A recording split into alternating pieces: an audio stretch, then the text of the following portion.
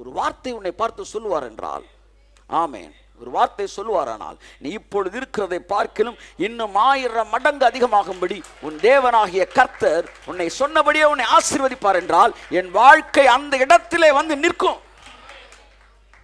அது வெறுமையா திரும்பாதான், முடிச்சிட்டு தான் திரும்புமா. சகல பிரஸ்தாபத்தை பார்க்கலும் வார்த்தையை மேலே வைத்திருக்கிறார் தேவன். நீங்கள் சுதந்திரிக்க போகிற தேசம், போறதுக்கு முன்னாடியே சொல்றாரு, நீ விட்டு வந்த தேசத்தை போல அல்ல. ஆமென் சொல்லுவோம். போன வாரம் பார்த்தோம், அங்கே உன் காலால் நீர் பாய்ச்சினாய். அதாவது உன் ஆசீர்வாதம் உன் காலோடு தொடர்புடையதாக இருந்தது. இன்னும் புரியுது போல் சொல்ல வேண்டும் என்றால், அங்கே உன் ஆசீர்வாதம் உன் உழைப்போடு சம்பந்தப்பட்டது, உன்னுடைய முயற்சியோடு சம்பந்தப்பட்டது. இப்பொழுது நீ சுதந்திரிக்க போகிற தேசம் உன்னுடைய காலோடு தொடர்புடைய தேசம் அல்ல, அது வானத்து மழையை பெறுகிற தேசம். இங்கே உன்னுடைய ஆசீர்வாதம் உன்னுடைய முயற்சியோடு தொடர்புடையது அல்ல, தேவனுடைய மனதோடு தொடர்புடையது.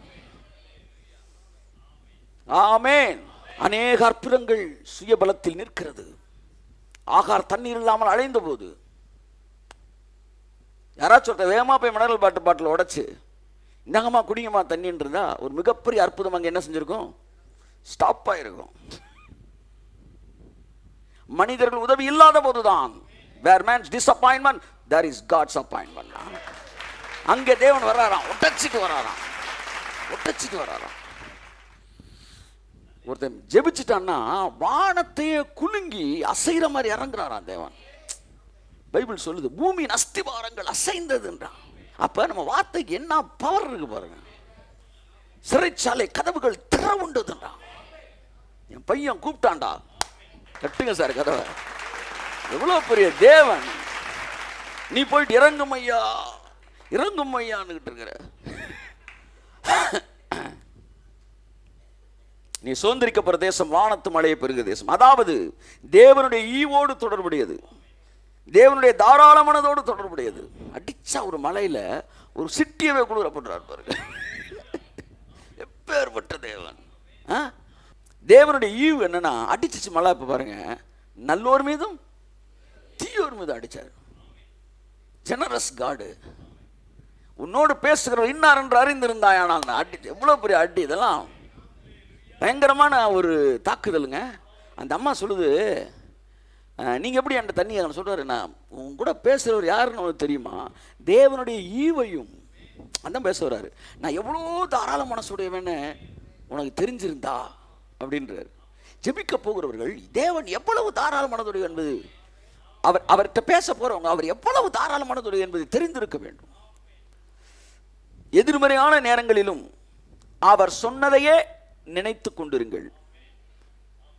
அப்படி நீங்க நினைத்து கொண்டிருக்கும் போது உங்கள் வாழ்க்கையில் எது நடக்கும்? அவர் சொன்னது மாத்திரம் நடக்கும். எடுத்துக்காட்டு, லாசரு இறந்து போனான். இறந்த உடனே அடக்கம் பண்ணிட்டாங்க. எல்லாம் முடிச்ச உடனே இயேசு கிறிஸ்து வராரு. இவர்கள் எதிர்மறையான மனநிலையில இதையே சிந்திச்சுக்கிட்டு இருந்தப்ப இவங்க மரியாளுக்கும் மார்த்தாளுக்கும் பெரிய கவலை என்னன்னா, அடக்க ஆராதனைக்கு நீங்க வரலையே. அவர் சொல்றாரு, நமக்கு அடக்க ஆராதனையே கிடையாது, நம்ம உயிர்ப்பிக்கிற ஆராதனை மட்டும்தான்றாரு. அடக்க ஆராதனை நீங்க வரலையே. இன்னொருத்தி கூட பரவாயில்ல, யாரு? மார்த்தாள். மரியாள் அப்படி பேசல. எப்பவுமே ஓவரா ஜெபிக்கிறவங்க இப்படித்தான் பேசுவாங்க, அறகுறையா தான் பேசுங்க. இந்த சாதாரண குழந்தை மாதிரி இருக்காங்க பாருங்களேன். அது சொல்ல, நீர் இங்கே இருந்திரியானால் என் சகோதரன் என்ன செய்திருக்க மாட்டார்? மறித்திருக்க மாட்டான். காலம் என்ன செஞ்சிருச்சு? கை மிஞ்சிருச்சு. அவர் சொல்றாரு, என்னை விசுவாசிக்கிறவன் மரித்தாலும் பிழைப்பான் என்று நான் உனக்கு கை தட்டுங்க. அங்கதான் நிற்கிறாரு. Word word word word word word word word. இன்னைக்கு 1000 பிரச்சனைகளுடன் உட்கார்ந்து இருக்கிறாய். ஒரே ஒரு கேள்வி தேவன் கேட்கிறார், நான் உனக்கு சொல்லவில்லையா? உன் தொழிலை எங்க கொண்டு வர நான் உனக்கு சொல்லலையா? உன் பிள்ளையோட படிப்பை எங்க கொண்டு வர நான் உனக்கு சொல்லவில்லையா? உன் எதிர்காலத்தை எப்படி கொண்டு வர நான் உனக்கு சொல்லவில்லையா? எதற்காக சூழ்நிலையை பார்க்கிறாய்? உன் எண்ணங்கள் வார்த்தையோடு லாக் பண்ணப்படட்டும். அது எங்க இழுத்துட்டு போதும் அங்க போகட்டும். இந்த காலையில் சாயந்தரம் நான் வரும்போது ஒரு மனதில் ஒரு விஷன் என்னன்னா, இந்த ட்ரக்கு இதில் குட்ஸ் வண்டி இருக்குல்ல, குட்ஸ் தானே அது. இது எங்கே போகுது? இது தண்டவாளத்தில் இப்படி நிற்கிது. இந்த பக்கம் சென்னை இருக்குது, இந்த பக்கம் நாகர்கோவில் இருக்குன்னு வச்சுக்கோம். இது எங்கே போகுது? நல்லா பாருங்க, அந்த இன்ஜினோட எந்த இன்ஜினோட இந்த குட்ஸை எல்லாம் என்ன செய்கிறாங்க, இணைக்கிறாங்களோ அந்த இன்ஜின் எங்கே போகுதோ அங்கே தான் இந்த குட்ஸு போகுது. கர்த்தர் சொன்னார், உன் எண்ணங்கள் எங்கே போகுதோ அங்கே தான் வாழ்க்கை போக போகிறது. அது அப்படியே இழுத்துக்கிட்டே போகும் பாருங்க, இழுத்துக்கிட்டே போகும். ஆமேன். நான் வீணா போவேன் வெட்டியா போவேன், வீணா போவேன் வெட்டியா போவேன்னு சொல்லிகிட்டே இருந்தா, ஆமாம், அந்த என்ஜின் அப்படியே இழுத்துக்கிட்டே போகும். ஜங்கட ஜங்கட ஜங்கன் போயிட்டு இருக்கும். நான் நல்லா இருப்பேன். எனக்கு எதிராக உருவாக்கப்படும் எந்த ஆயுதமும் உருவாக்குறவன் மடியிலே வெடிக்குமியா என்று நான் சொல்லுவேன் என்றால் என் வாழ்க்கை அது மாத்திரம்தான் நடக்கும். ஆமேன். தோத்து போனவனுக்கே சோறு வரலன்னா ஜெயிச்சுக்கிட்டு நமக்கு எப்படி சோறு வரும்? 10 வருஷமா தோத்தாலும் மறுபடியும் டைனமைட் குச்சிகள் எடுத்து வெடிகுண்டு செய்வதில் நீ இதாக இருந்தா அப்போ எப்பவுமே ஜெயிச்சுக்கிட்டு இருக்க. நம்ம என்னாலும் வெற்றி என்றாங்க. அப்போ ஏசு அந்த இடத்துக்குள்ளே வந்த உடனே எங்கே இப்படி செத்தான், எந்த டாக்டரை பார்த்தீங்க, அப்படி பண்ணீங்களா இப்படி பண்ணீங்களா, ஒன்றுமே கேட்கல. வந்த உடனே நான் உனக்கு என்ன சொன்னேன்னு கேட்டார். கையை தட்டுங்க சார். ஆமேன் ஆமேன் ஆமேன். நான் உனக்கு என்ன சொன்னேன்? இப்போ பக்கத்தில் ஒருத்தர் உங்கள் வருத்தத்தோடு உட்காந்துருக்காருல்ல, அப்படியே திரும்பி சொல்லுங்க, அவர் உங்களுக்கு என்ன சொன்னார்?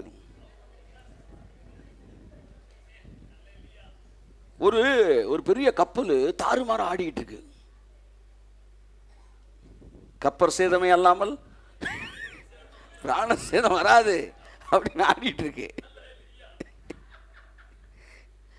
என்ன சார் நடக்க போகுதுன்றாயே? பவுல் காலையில் இருந்து சொல்றான், எனக்கு சொல்லப்பட்ட பிரகாரமே நடக்கும்ன்றான். சூரியன் இல்லை, சந்திரன் இல்லை, நட்சத்திரம் இல்லை, காற்று அடிக்கிறது, மழை பெய்கிறது. இனி உயிர் தப்பி பிழைப்போம் என்கிற நம்பிக்கை இல்லை. ஆனால் இயேசு முந்தின நாள் இரவு அவனுக்கு தோன்றுகிறார். ஆவியானவர் நிறைய இடத்துல பேசுறாரு. இந்த இடத்துல இயேசு கிறிஸ்து, நான் ஆராதிக்கிறவரும் என்னை ஆட்கொண்டவரும் ஆகிய, அங்கிருந்தா வருது ஆட்கொண்டு, அப்படி தருங்குது, ஆட்கொண்டவரும் ஆகிய கர்த்தராகிய இயேசு கிறிஸ்து நேற்று இரவு எனக்கு தரிசனமாகி சொன்னாராம், உன் தலைமுடி 1 கிலோ வளராது. என்ன சார் மனுஷன் இருக்கிலியோன்றாங்க. அப்படின்னா அவர் மினி சுனாமின்றாங்க. அடிச்சு தகர்த்துக்கிட்டு இருக்கு, சூரியனே மறைக்கிற மாதிரி வலை நிக்குது. அவர் சொன்னாரு, முட்டி கூட கிளவுடாரா, எங்க இருக்கிறாரு, நான் எங்க இருக்கிறேன். அந்த வார்த்தையை கேட்ட உடனே பவுலுடைய எண்ணம் அப்படி அதோட லாக் ஆகி, அந்த அலை எவ்வளவு உயரத்திற்கு இருக்கிறதோ அதை விட உயரத்திற்கு பவுல் இருந்துருச்சுன்னா. தயவு செய்து வார்த்தையில் இணைக்கப்படுங்கள். ஏனென்றால் உங்களை மேலே இழுத்துச் செல்லுகிற ஒரே உந்து சக்தி தேவனுடைய வார்த்தை மாத்திரமே. வார்த்தை மாத்திரமே. வேற எதுவும் உங்களை அந்த உயரத்துக்கு கொண்டு போகவே முடியாது. வார்த்தையோடு இணைக்கப்பட்டவர்கள் என்னைக்கும் அவன் மேகத்துக்கு மேலே தாங்க பறந்துக்கிட்டு இருப்பான். நோட்டு போடுங்க, கர்த்தர் சொன்னது எழுதி வைங்க. எனக்கு சொன்னபடியே நடக்கும்னா, சூழ்நிலைகள் பொருளாதாரத்திற்கு செழிப்பிற்கு சாதகமாக இல்லாமல் இருந்தாலும் தேவனுடைய வாக்குத்தத்தங்களோடு உங்கள் எண்ணங்கள் இணைக்கப்பட்டு இருக்கட்டும். சூழ்நிலைகள் பொருளாதார செழிப்பிற்கு சம்பந்தம் இல்லாமல் எதிர்மறையாக இருந்தாலும் உங்கள் எண்ணங்கள் தேவன் கொடுத்த செழிப்பான வாக்குத்தத்தங்களோடு இணைக்கப்பட்டு இருப்பதாக. செழிப்பு முதலாவது எண்ணங்களுக்குள் வரும்போதுதான் வாழ்க்கைக்குள் வருகிறது. என்ன சொல்ல வரேன்னா, be locked with the promise of God. அருமையும் மகாமேன்மையுமான வாக்குத்தத்தங்கள் நமக்கு கொடுக்கப்பட்டிருக்கிறது. நான் உனக்கு சொல்லவில்லையா? இந்த இடத்துல இருக்கிறாரு பவுல் சொல்ற, எனக்கு சொல்லப்பட்டபடியே நடக்கும். எல்லா இடத்துலயும் வேர்டு தான் மேல நிக்குது பாருங்க, அது எல்லாத்தையும் மாத்திரும். இன்னொரு இடத்துல சொல்லப்படுகிற வார்த்தை மரியாதை நோக்கி, விசுவாசித்தவளே பாக்கியவதி, கர்த்தரால் அவளுக்கு சொல்லப்பட்டவைகள் நிறைவேறும். யோசாபாத் சொல்றார், நான் உனக்கு கட்டளையிடவில்லையா? டாக்டர் என்ன சொன்னார், வக்கீல் என்ன சொன்னார், சூழ்நிலை என்ன சொல்லுச்சு, பொருளாதார நிபுணர்கள் என்ன சொல்லுகிறார்கள், நான் உனக்கு என்ன சொன்னேன் அது மட்டும்தான் நடக்கும். அழகா எழுதினார். ஞானிகளுடைய ஞானத்தை அவமாக்கி குறி சொல்லுகிறவர்களே குறியை என்ன செய்வாராம், அபத்தமாக்குவாராம். அதாவது சயின்ஸ் வேர்ல்டுனாலும் சரி, இல்லை ஸ்பிரிட் வேர்ல்டுனாலும் சரி, எது என்ன சொன்னாலும் அடித்து தகர்த்து தம்முடைய ஊழியக்காரனின் வார்த்தையை நிலைப்படுத்துவாராம். புரியுதா சார்? ஆமென், ஆமென். நாட்டு பிரதமர் சொன்னதை நீங்க சொல்றதுக்காக மாற்றுவாராம் தேவன். அப்படி என்றால் இந்த நாட்டின் உங்களுடைய ஆலோசனைகள் சட்டங்களாய் மாறும். வரும் நாட்களிலே உங்கள் ஆலோசனைகள், 15 வருடங்களுக்கு முன்பாக ஒருத்தர் என்ன பார்த்து தலையில கை சொன்னார், உங்கள் ஆலோசனைகள் தேசத்தின் சட்டங்களாய் மாறும். நீங்க சட்டம் போட வேணாம் சார், இப்படி இருந்தால் நல்லா இருக்கும் அப்படின்னு போவீங்களா, இனிமேல் இப்படி தான் இருக்கணும்னு. அதுதான் யோசிப்பிட்ட சொன்னான். அவன் ஆலோசனை சொன்னான், சட்டமாக்கினான். பெரிய தேவன் உங்களுக்குள்ள இருக்கிறார். எண்ணங்கள் உயர்வானதாக இருப்பதற்கு எளிமையான வழி வார்த்தையோடு இணைக்கப்பட்டிருப்பது. வார்த்தையோடு இணைக்கப்பட்டிருங்க. அது எந்த உயரத்துக்கு தூக்கிட்டு போகணுமோ அது உங்களை தூக்கிட்டு போயிடும். தேவனுடைய வார்த்தையோடு தொடர்புடைய எண்ணமுடையவர்கள் மனித உயரங்களுக்கு அப்பாலான உயரங்களில் நடக்கிறார்கள். அவங்க மட்டும் அந்த அந்த ஹைட்ல நடந்துக்கிட்டு இருப்பாங்க. சங் சங்னு அல்லேலூயா சொல்லுங்க. ஆமென், ஆமென், ஹல்லேலூயா. இன்றைக்கு ஒரே ஒரு வசனத்தை வாசிக்கிறோம். ஸோ இந்த வார்த்தை நீங்கள் கனெக்ட் பண்ணப்படும் போது எதிர்மறையான சூழ்நிலையில் இந்த வார்த்தை தடுத்து அதை ஆட்கொள்ளுகிறதா. அதான் பைபிள் வசனம் சொல்லுது, உம்முடைய வசனம், உம்முடைய சத்தியம் எனக்கு கேடகம். Be connected with the word of God, written word of God. அதான் நீங்கள் நான் பேசுகிறேன் கொஞ்ச நேரம். என் அன்புக்குரியவர்களே, ஒரு ஒரு குட்ஸு வண்டி இல்லாட்டி ஒரு ட்ரக்கு எப்படி என்ஜினோட கனெக்ட் ஆயிடுச்சுன்னா அது எங்கே போகுதோ அங்கே தான் அந்த குட்ஸ் எல்லாமே போகும். அப்படித்தான் உங்கள் எண்ணங்கள் லோடு உங்கள் வாழ்க்கை தொடர்புடையதாக இருக்கிறபடினால் அந்த எண்ணங்கள் எங்கே போகுது அங்கே தான் வாழ்க்கை போகும். அதனால் அந்த எண்ணங்கள் போகிற வழி தான் வாழ்க்கை போகும்ன்றனால எண்ணங்களை விட்டிங்கன்னா அது தவறான இடத்துக்கு கொண்டு போயிடுது. அதனால் எண்ணங்களை எங்கே மாற்றுறீங்க? நீங்கள் வாக்குத்தத்தத்தோட லாக் பண்ணுறீங்க. அப்போ வாக்குத்தத்தம் எங்கே போகுதோ அங்கே உங்கள் எண்ணம் போகுது. எண்ணம் எங்கே போதோ வாழ்க்கை அங்கே போகுது. ஆமென் சொல்லுவோம். A man is designed by the input informations. ஒரு மனுஷன் யாருன்னா அவனுக்கு என்ன இன்ஃபர்மேஷன் வந்திருக்கு அவன் தான் மனுஷன். அவன் அந்த ஸ்டாண்டர்ட்லாம் வாழ்வான். கம்ப்யூட்டர் சயின்ஸ் சார் நான் 1994 உடனே கம்ப்யூட்டர் சயின்ஸ். இன்ஜினியரிங் நான் உடனே அடுத்த செட்டு ஃபுல்லாக இன்ஜினியரிங். டாக்டர் நான் அடுத்து ஃபுல்லாக டாக்டர். இப்போ நீட்டுன்றாங்க. ஆமாம், நீட்டு அடுத்த ஷார்ட் இப்படியே மாறி அந்த நேரத்தில் ஆனால் பல டிபார்ட்மெண்ட்ஸுக்கு ஆளே இல்லாமல் காத்துக்கிட்டு இருக்கிறாங்க. சில டிபார்ட்மெண்ட்லாம் சொல்லி 50,000 ரூபா 60,000 ரூபா, நான் சொல்கிறது 40,000 ரூபா சம்பளம்லாம் 10 வருஷத்துக்கு 15 வருஷத்துக்கு முன்னாடியே சொன்னாங்க. இதெல்லாம் கவர்மெண்ட் இது. அந்த அந்த கோர்ஸ்லாம் அவன் எடுக்கிறது இல்லை, படிக்கிறது இல்லை. அங்கே பார்த்தீங்கன்னா நீங்கள் போய் பார்த்தீங்கன்னா அந்த டிபார்ட்மெண்ட்லேயே ஒரு 10 பேர் அப்படியே விசிறி எடுத்து வீசிக்கிட்டு இருப்பாங்க. அவங்களுக்கு வேலையும் வராது. மாதத்தில் 2 வேலை இந்த உணவு பொருள் பகுப்பாய்வு மையம்னு போடுறாங்க பார்த்தீங்களா, அங்கே போய் பார்த்தீங்கன்னா அப்படி விசிறிச்சுட்டாங்க. ஆனால் சம்பளம் எவ்வளோ கேட்டிங்கன்னா எல்லாம் 60,000 50,000. லைப்ரரியன் போட அவர் பாட்டுக்கு கும்பிட்டு தூக்கிட்டு இருப்பார். இதெல்லாம் 20,000. இதுக்கெல்லாம் அவன் படிக்கிறதே கிடையாது. இவன் எப்போவுமே அப்படியே பரபரப்பாகவே ஒரு வேலையை செஞ்சு ரத்தம் சதை எலும்பு. பரவாயில்ல, உங்களுக்கு அந்த அழைப்பு இருந்தால் நீங்கள் செய்யுங்க, கர்த்தர் நல்லவர். ஆமாம், நல்லா தூங்கிட்டு போய் பக்கத்து வீட்டில் ஒரு அம்மா டாக்டர். அந்த அம்மா டாக்டர்னால நான் தூங்க முடியாது சார். நைட்டு 12 மணிக்கு 1 மணிக்கெல்லாம் பெல் அடிப்பாங்க. பிள்ளை டாக்டர்மான்னு கத்துவாங்க. அந்த அம்மா நீ யாரும் கதை திறக்க மாட்டேன். கத்திக்கிட்டு இருக்கிறதுல போய் நானே கூட்டு வைத்தியம் பார்த்துடலான்ற அவளுக்குலாம் யோசிச்சிருக்கேன்.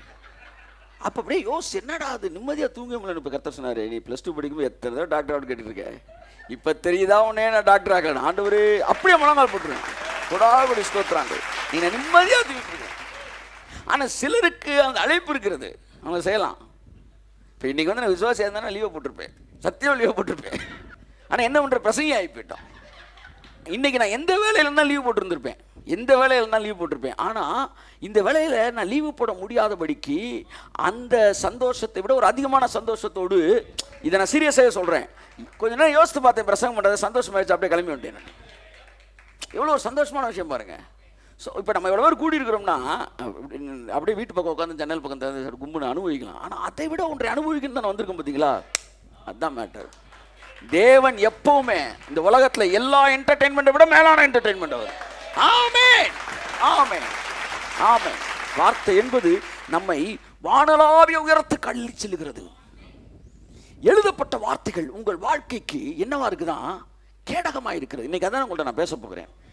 அன்புக்குரியவர்களே, அதாவது உங்கள் எண்ணங்கள் வார்த்தையோடு இணைக்கப்பட்டிருக்க வேண்டும். இயேசு கிறிஸ்துவின் எண்ணங்கள் வார்த்தையோடு இணைக்கப்பட்டிருந்தது, எழுதப்பட்ட வார்த்தையின் மீது இணைக்கப்பட்டிருந்தது. அதை நான் உங்களுக்கு வாசித்து காட்ட விரும்புகிறேன். அதனால தான் அவருடைய வாழ்க்கையில் பாருங்க, தாறுமாற அற்புதங்கள் நடந்துச்சு.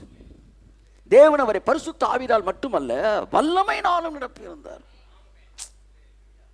ஏன்? அவர் எண்ணங்கள் always connected with the word of God. லூக்கா 4ஆம் அதிகாரம் 1ஆம் வசனத்திலிருந்து வாசிப்போம். 1-13 வரை வாசிப்போம். இயேசு பரிசுத்த ஆவியினாலே நிறைந்தவராய் யோர்தானை விட்டு திரும்பி ஆவியானவராலே வனாந்திரத்துக்கு கொண்டு போகப்பட்டு 40 நாள் பிசாசினால் சோதிக்கப்பட்டார். அந்த நாட்களில் அவர் ஒன்றும் புசியாதிருந்தார். அந்த நாட்கள் முடிந்த பின்பு அவருக்கு பசி உண்டாயிற்று. அப்பொழுது பிசாசு அவரை நோக்கி, நீ தேவனுடைய குமாரனே ஆனால். தெரிஞ்ச பகுதி அப்படின்னு என்னைக்குமே நம்ம அசால்ட்டா வாசிக்க கூடாது, அசால்ட்டா போக கூடாது. எப்பவுமே தேவன் தெரிஞ்ச விஷயம். இப்போ ஏதாவது ஒரு தெரியாத விஷயம் எப்பவுமே தேவன் எப்பவுமே வரும்போது ஏதாவது ஒன்றை நமக்கு பேசி நம்முடைய வாழ்க்கையில புதிதானவைகளை பேசுகிற தேவனா இருக்கிறார். ஆமேன். ஓகே, வாசிமா. அப்பொழுது பிசாசு அவரை நோக்கி, நீர் தேவனுடைய குமாரனே ஆனால் இந்த கல் அப்பமாகும்படி சொல்லும் என்றார். அவர் அதற்கு பிரதியுத்தரமாக, மனுஷன் அப்பத்தினாலே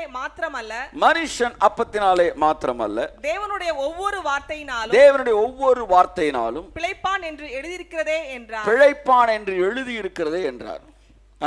பின்பு பிசாசு அவரை உயர்ந்த மலையின் மேல் கொண்டு போய் உலகத்தின் சகல ராஜ்யங்களையும் ஒரு நிமிஷத்திலே அவருக்கு காண்பித்து இவைகள் எல்லாவற்றின் மேலும் உள்ள அதிகாரத்தையும் இவைகளின் மகிமையையும் உமக்கு தருவேன். இவைகள் எனக்கு ஒப்பு கொடுக்கப்பட்டிருக்கிறது. எனக்கு இஷ்டமானவனுக்கு இவைகளை கொடுக்கிறேன். நீர் என்னை பணிந்து கொண்டால் எல்லாம் உம்முடையதாகும் என்று சொன்னான். இயேசு அவனுக்கு பிரதியுத்தரமாக, எனக்கு பின்னாக போ சாத்தானே, உன் தேவனாகிய கர்த்தரை பணிந்து கொண்டு அவர் ஒருவருக்கே ஆராதனை செய்வாயாக என்று எழுதியிருக்கிறதே என்றார். It is written. இது எழுதியிருக்கிறதே. இந்த ரெண்டு இந்த அவருடைய சோதனையில் அவர் பேசின வார்த்தை எழுதியிருக்கிறதே அப்படின்னா என்ன அர்த்தம்? எழுதி இருந்தா வாழ்க்கையில நடந்து ஆகணும்னு அர்த்தம். பிசாசு உங்கள்கிட்ட சொல்லுவான், நீ வாழ்க்கையில தரித்திரத்தை நோக்கி தான் போற அப்படின்னு சொல்லும்போது நீங்க சொல்லணும், அவன் வர வர விருத்தி அடைந்து மகா பெரியவன் ஆனான் என்று எழுதி இருக்கிறது. நீதிமானுடைய பாதை நண்பகல் வரைக்கும் அதிகமாய் பிரகாசிக்கிற சூரியனை போல் இருக்கும் என்று எழுதியிருக்கிறது. He was not waiting for the spoken word, he uttered the written word. ஆவியானவர் என்று சொன்னாரு, யாராச்சும் என் தலையில கையை வச்சு ஒரு ப்ராஃபஸி வரும்னு எதிர்பார்த்து, அல்ல இந்த வசனம் எனக்கு சொந்தம் வந்தானா அப்படின்லாம் தேவன் எதிர்பார்த்து அந்த இடத்துல காத்திருக்கல, எழுதியிருக்கல. அப்ப அது எனக்கு தான். ஆமென். ஒன்றை புரிந்து கொள்ளுங்கள், இந்த வேதத்தில் எழுதி இருந்தால் அது உங்களுக்கு தான். அவ்வளவுதான். எழுதி இருக்கிறதே அப்படின்னா என்ன அர்த்தம்னா, அவர் ஒரு ஸ்போக்கன் வேர்டுக்கே வெயிட் பண்ணல, ரிட்டன் வேர்டு போதுமானது. நிறைய பேர் சொல்லுவாங்க ரேமா வேர்டு வேணுங்க, அப்ப லோகாஸ்லாம் வேண்டாமா? லோகாஸே போதுமானது. இன்னைக்கு நான் பேசுறேன், what is rhema, what is logos, what is the use of rema, what is the use of logos. அப்புறமேட்டு when should we use the ramic word, and when should we use the logos, written word.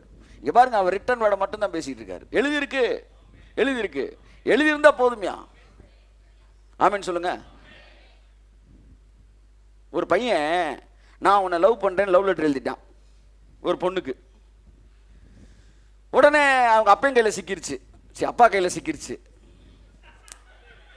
இந்த மதுரை பாசை நம்மளை போட்டு கொண்டுகிட்டே இருக்கு. அந்த லெட்டரை கொண்டு நேரம் அவங்க அப்பா கையில் கொடுத்துட்டான். அவங்க அப்பா டக்குன்னு பார்த்தா, நான் உன்னை உயிருக்கு உயிராக காதலிக்கிறேன், நீ இல்லாமல் என்னால் வாழவே முடியாது, வர 8ஆம் தேதி நீ வந்துட்டுனா நம்ம என்ன செஞ்சிடலாம், ஓடி போயிடலாம், அதுக்கப்புறம் நம்ம வாழ்க்கையை அமைச்சுக்கலாம். ரொம்ப சீரியஸாக இருக்காங்க, சும்மா எடுத்துக்காட்டுக்கு சொல்கிறேன், இது எங்கே நடந்ததோன்னு பார்த்துக்கிட்டு. சில கேட்குற பார்த்தா ரொம்ப அப்படி இப்படின்னு எழுதிக்கணும். அவங்க அப்பா கையில் பார்த்து ஃபுல்லாக படிச்சிட்டார். இந்த ஒரு இடத்துல பார்த்தீங்கன்னா ஃபோன் பண்ணியிருப்பான் பையன். இங்கே 2 கனெக்ஷன். என்ன கனெக்ஷன்? என்ன செல்வா, அது என்ன லிங்க்கு? டூயல். இது மேலேயும் எடுக்கலாம் கீழே எடுக்கலான்னு இருக்கும்ல ஃபோனு. நம்ம இதுக்கு ஆஃபீஸ்க்கு வச்சுக்கிட்டீங்களா அந்த மாதிரி? இன்டர்காம் மாதிரி இருக்குது. அப்போ ஃபோன் அடித்தோடனே அவங்க அப்பா எடுத்துட்டார். அப்பா எடுக்கிறதே அந்த பொண்ணு எடுத்துருச்சு. 2 பேரும் பேசிக்கிட்டே இருக்கேன், அவர் கேட்டுக்கிட்டே இருக்காரு. கடைசியில் ஃபோனை வைங்க, நீங்கள் வைங்க, நீ வை, நீங்கள் வைங்க, நீ வைன்னு மாறி மாறி கடைசியில் அப்போ 2 பேரும் வைக்கல, உங்களை நான் கொல்ல போகிறேன்டா, பில்லு நான் கட்டிக்கிட்டு. அந்த மாதிரி இவர் கையில் கிடச்சி அவன் நேரம் அவனை சட்டையை பிடிச்சி ஏற்றி பிடிச்சி, வாடா என்ன என் பொண்ணை பற்றி இப்படிலாம் எழுதியிருக்கிற, என் பொண்ணை வந்து நீ வந்து லவ் பண்ணுறேன் அப்படி இப்படின்னு எழுதுறேன், கூட்டு போய் கல்யாணம் கட்டுருக்கு அப்படின்னு சவுண்டை கொடுத்தோன்னே பையன் சொல்கிறான், சார் அது எனக்கு தங்கச்சி மாதிரி சார், சார் வந்து அப்பெல்லாம் நினச்சதே இல்லை சார், உங்களுக்கு ஒரு பொண்ணு வர இருக்கா, என்ன சார் இவ்வளோ சொல்லலை அப்படி இப்படின்னா. நான் அப்படி நினைக்கவே இல்லைன்னா அவர் என்ன செய்வார், சப்புன்னு ஒரு அறையை கொடுத்து எழுதி இருக்கிறதே. நல்லா புரிஞ்சுக்காங்க. இல்லை என் மனசில் அது இல்லை அப்படின்னா, மனசில் இருந்ததால எழுதி வச்சிருக்கிறார். இப்போ நீ தேவன்ட்ட போய் என்ன ஆசீர்வாத சித்தமா அப்படின்னு அவர் சொல்லுவாரு, மனசில் இருக்கிறதாண்ட எழுதி வச்சிருக்கிறேன். அந்த பையன் மனசில் இருக்கிறதான் எழுதி வச்சான். எழுதி வச்சுட்டு மாற்றி பேசுவானா? பேச மாட்டான். நினைச்சதான் எழுதி வச்சான். Word of God is will of God. Word of God is will of God. இதுக்கப்புறம் ஒரு will of God ஒன்று கேட்க வேண்டிய அவசியமே இல்லை. அப்படிலாம் போனீங்கன்னா நீங்கள் சாயந்தரம் வரும்போது ஜோம் பண்ணி சாப்பிட்டீங்களான்னு கேட்பேன் நான். அதெல்லாம் உரிமையிலான சாப்பிட்டீங்க? ஆமாம். அதுக்கப்புறம் ஆம் சார் ஜெபிச்சு தான் சாப்பிட்டேன், 4 இட்லியா 3 இட்லியான்னு கேட்டியா அப்படின்னு வருவேன். அடுத்து இல்லை இங்கெல்லாம் இருந்தோம் நம்ம, தேவனும் இறக்க தைசும் கொண்டு இருக்காங்க. இல்லை 4 இட்லின்னு கேட்டேன், 4 இட்லி சொன்னேன். சரி அதில் 2 இட்லி சாம்பாருக்கா 2 இட்லி சட்னிக்கா இல்லை 3 இட்லி சாம்பார் 1 இட்லி அதை கேட்டியா? செத்தாண்ட எதிரி இட்லி காஞ்சி இருக்கு. நல்லா தெரிஞ்சுக்காங்க, தேவனுடைய அனுமதி என்று இருக்குது, தேவனுடைய சித்தம் ஒன்று இருக்கிறது. அது அழகாக ஒருத்தர் சொன்னார். காட்ஸ் வில்ல லிபர்ட்டி இருக்கு. புல்லுள்ள இடங்களில் மேய்க்கிறான் ஒரு மேய்ப்பன். அவன் என்ன செய்யறான், இந்த ஏரியாவில் தான் இன்றைக்கு ஆடுகள் மேயணும் அவன் சித்தம் வச்சு அந்த ஆடுகளை கொண்டு போய் விட்டுறான். அங்கே போனவன ஒவ்வொரு ஆடும் எந்த புல்லை சாப்பிடணும்னு அவன் சொல்றது இல்லை, என் சித்தத்துக்குள்ள எங்க. நல்லா நல்லா நல்லா கையத்தடி. ஆமென் ஆமென். there is liberty in God's will. நீங்க சர்ச்சுக்கு வரணுன்றது God's will. ஆனா இந்த சேர்லாம் உட்கார்ந்து அவர் சொல்றது கிடையாது, தேவைப்பட்டால் ஒழிய மற்றபடி நீங்க எங்க செல்லலாம், எங்கன்னா காரணம் எங்க உட்காருவீங்கன்னு அவருக்கு தெரியும். that is foreknowledge. that's not predestination, that's foreknowledge. என் அன்புக்குரியவர்களே, இதெல்லாம் பைபிள் காலேஜில் படிப்போம். கர்த்தர் நல்லவர். இப்போ பாருங்க என்ன பேசிக்கிறதும், அந்த எழுதுனதுக்கு அப்புறம் அவனுடைய மனசில் வந்து புதுசாக என்ன இருக்குன்னு கேட்க வேண்டிய அவசியம் இல்லை. எழுதி இருந்தாலே இது உங்களுக்கு தான். ஆபிரகாம் தேவன் ஆசீர்வதித்தார் இடம் கொள்ளாமல் போகத்தக்கதாக. என் இளவயதில் நடந்த சம்பவத்தை சொன்னேன். அப்போ நான் சொல்லி இருக்கும்போது பிரீச்சர் சொன்ன அது ஆபிரகாமுக்கு அப்படின்னாய். ஈசாக்கு வர வர விருத்தி அடைந்தான், அது ஈசாக்குக்கு நாய். யாக்கோபு இடம் கொள்ளாமல் போகத்தக்கதாய், அது யாக்கோபுக்கு நாய். கோமாயிட்டேன், பைபிளை போட்டுட்டேன். என்னடா எதை தொட்டாலும் இதுக்குன்னு ஒரு ஊழியர் இருக்காங்க சார், நீங்கள் ஆசீர்வதிக்கப்படக்கூடாதுன்னு உங்கள் முன்னேற அலைய பெற்று வரும். தெரியாமல் சொல்லுது. ஆபிரகாம் அப்படி இருந்தால் அதனால அது உனக்கு வராது, ஈசாக்கு இப்படி இருந்தால் அதனால உனக்கு வராது. அதை யோசேப்பு எப்படி வாழ்ந்தான்னு தெரியுமா, அசால்ட்டாக பேசிக்கிட்டு இருக்கிற. இப்படி பைபிள் இருக்க எல்லா வாக்குத்தத்தங்களும் அந்தந்த ஆளோட கனெக்ட் பண்ணிட்டு உங்களுக்கு ஒன்றுமே இல்லைன்றாங்க. ஒரு நாள் ரொம்ப கோமாயிட்டு சொல்லிட்டேன். அப்போ 80 ரூபா பைபிள், 80 ரூபா கொடுத்த பைபிள் வாங்கியிருக்கேன், அதனால் இது இருக்க வாக்குத்தத்தில் எனக்கு தான் விட்டுரு அப்படின்னு அனுப்பிச்ச பிறகு அவங்கள சமாளிச்சிட்டேன். ஆனால் நான் ஜோம் பண்ணிக்கிறேன், என்ன ஆண்டவரே இது அது ஆபிரகாம் கல் எழுதப்பட்டு இவனுக்கு எழுதப்பட்டிருக்க பண்ணிருக்கேன். அழகாக ஆவியானவர் பேசினார். அப்படியே படிச்சுக்கிட்டே ரோமர் எழுதப்பட்டிருக்கு, அழகாக பவுல் எழுதுறாரு, அவை ஆபிரகாமுக்கு மாத்திரமா எழுதப்பட்டிருக்கிறது, அது நமக்கும் அல்லவா எழுதப்பட்டிருக்கிறேன். அப்படியே தீம் பார்க்கல அப்படியே தூக்கிட்டு போகும் பாருங்க, அப்படி தூக்கிட்டு போகுது சார் அந்த வார்த்தை. ஈசாக்கு வர வர விருத்தி அடைந்தான். பிசாசு சொன்னான், ஈசாக்கு அது அவனுக்கு மாத்திரமா எழுதப்பட்டிருக்கிறது, அது ஜஸ்டின் ஆகிய எனக்கும் அல்லவா எழுதப்பட்டிருக்கிறது. நானும் வர வர விருத்தி அடைந்து நான் ஐஸ்வர்யமானாகி மகா பெரியவனாகத்தக்கதாய் தேவனுடைய கிருபை எனக்குள் வேலை செய்யும், அவருடைய காருண்யம் உன்னை பெரியவனாக்கும். தாவீதுக்கு மாத்திரமா எழுதப்பட்டிருக்கிறது. அப்ப எழுதப்பட்டிருந்தாலே போதும், that is enough. ஆமென் சொல்லுங்க. ஆமென் ஆமென் ஆமென். அதனாலதான் இயேசு எழுதியிருக்கிறதேன்னு சொன்னாரு. இப்ப எழுதியிருக்கிறதே அப்படின்னா என்ன அர்த்தம்னா, எழுதப்பட்ட எல்லா வார்த்தைகளும் எல்லா ஆசீர்வாதங்களும் எனக்கு சொந்தமானவைகள் தான்.